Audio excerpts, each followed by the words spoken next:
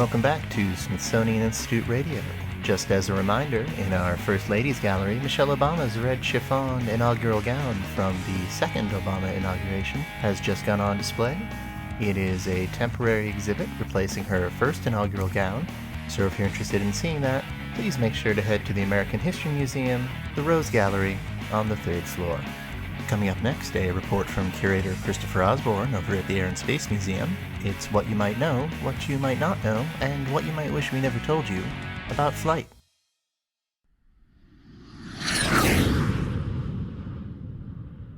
Ever since humanity first left their caves and gazed up at the blue sky, white clouds, and soaring birds above them, it has been their dream to fly. It is, in fact, humanity's third oldest dream.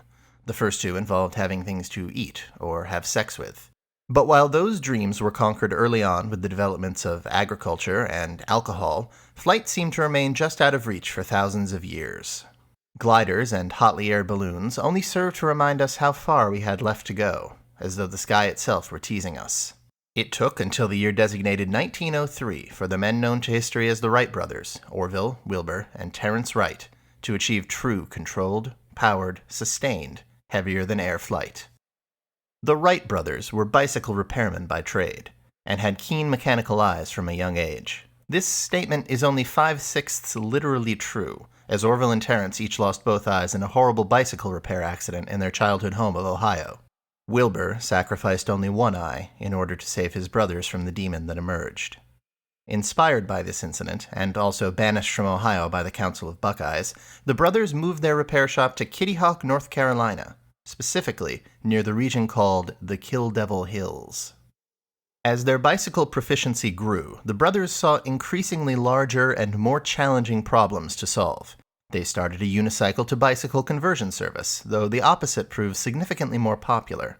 They sold, but failed to market properly, a bicycle with backwards gears for believers in that old superstition about riding bicycles in graveyards.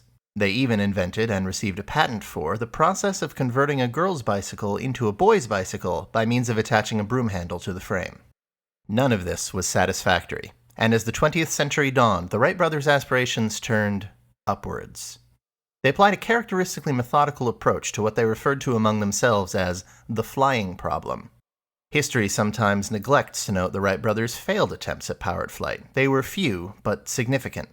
Initially, the brothers explored some ways of going around the problem altogether. The first was a low-weight bicycle frame, apocryphally made from bamboo, but there is no record of their ever receiving shipments from China, with hundreds of small birds taped to the peddler. The notes on this failure record the first usage of the phrase power-to-weight ratio in human history. After Orville's wounds had healed, a follow-up attempt was made with a single large bird. This was a failure for almost exactly the same reason. Notes on this attempt blame Orville for being unable to keep the bicycle upright, thus constantly flipping the bird. Orville's rebuttal and gesture are the first recorded usage of the phrase flip the bird in that context in human history.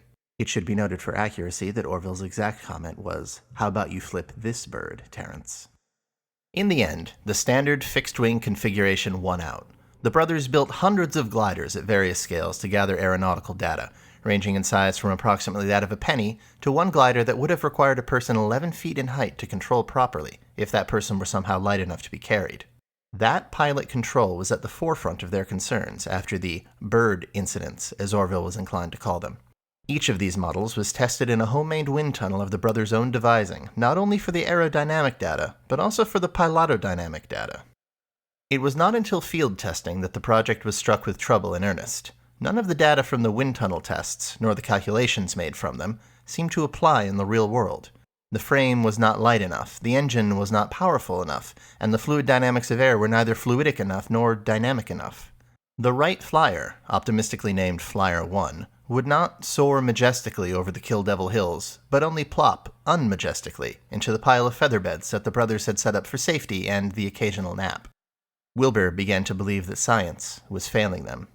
He began to believe that other means were necessary. It probably did not take much convincing for Orville to go along with the plan. He had nursed a deep grudge against Terence since the bird incidents, and wrote privately of wishing to, quote, send Terence back to Ohio, end quote. These quotation marks are present in Orville's diary, but the meaning of the euphemism is unknown.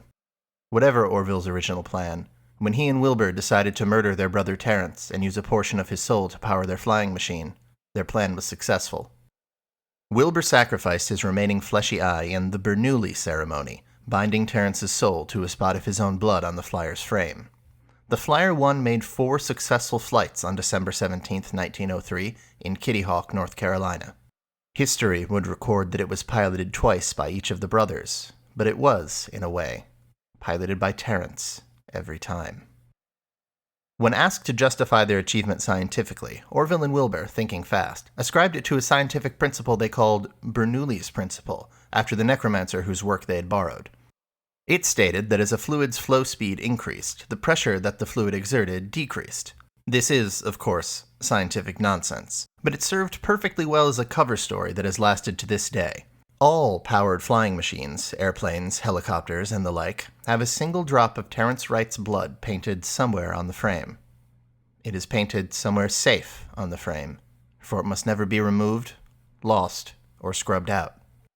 If the machine's binding to the soul of the third Wright brother is ever lost, it will never fly again.